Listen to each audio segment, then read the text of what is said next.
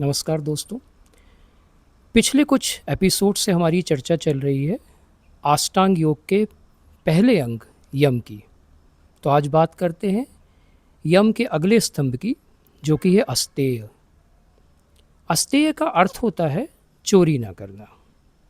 यहाँ तक कि दूसरों की वस्तुएं जो हमारे अधिकार में नहीं आती, उन पर मोह भी नहीं रखना चाहिए। अब हो सकता है बहुत से लोग अभी इस चैनल को चेंज कर दें, क्योंकि चोरी से हमारा कोई वास्ता नहीं है। ठीक है, एक छोटी सी कहानी सुनते जाइए। मेगास्थनीज, जो कि प्राचीन यूनान का एक राजदूत था, उसने भारत भ्रमण किया और चंद्रगुप्त मौर्य के कार्यकाल में वो भारत आए। बनी बात है, चाणक्य से मिलने की उन्होंने इच्छा जाहिर की और एक दिन उनके घर की ओर निकल पड़े। पहुंचते पहुंचते अंधेरा हो आया। जब वो चाणक्य के घर पहुंचे तो देखा कि चाणक्य जो हैं, कौटिल्य जो हैं, वो दिए की रोशनी में कुछ कार्य कर रहे हैं, कुछ लिख रहे हैं, कुछ पढ़ रहे हैं। मेगास्थनीज ने उन्हें प्रणाम किया, वहाँ बैठ गए। चाणक्य ने सबसे पहले उनसे प्रश्न किया कि आप मुझसे व्यक्तिगत तौर पर मिलने आए हैं या किसी राजनीतिक कार्य से आए हैं? मतलब पर्सनल विजिट है या कोई ऑफिशियल विजिट है? तो मेगास्थनीज ने कहा, नहीं, मैं तो व्यक्तिगत तौर से आपसे मिलने आया हूँ। तो ये सुनते ही चाणक्य ने, जो दिए की रोशनी में वो काम कर रहे थे, उन्होंने उस दीपक को बुझाया और पास में ही बिल्कुल वैसा ही दूसरा दीपक रखा था, उसे जला लिया। उन्होंने कहा, अब चर्चा शुरू करते हैं। मेगास्थनीज को आश्चर्य हुआ। उन्होंने कहा कि आपने एक दिए को बुझाया और बिल्कुल वैसे ही दूसरा दिया जला लिया।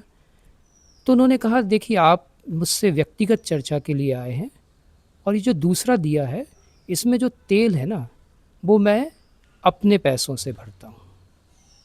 जबकि जो पहला दिया जल रहा था, चूँकि मैं राजनीतिक कार्य कर रहा था, राज कार्य कर रहा था, तो उसका तेल जो है वो राजकोष से आता है। तो चूँकि व्यक्तिगत चर्चा है, तो राजकोष के तेल का दुरुपयोग मैं व्यक्तिगत कार्यों के लिए नहीं कर सकता।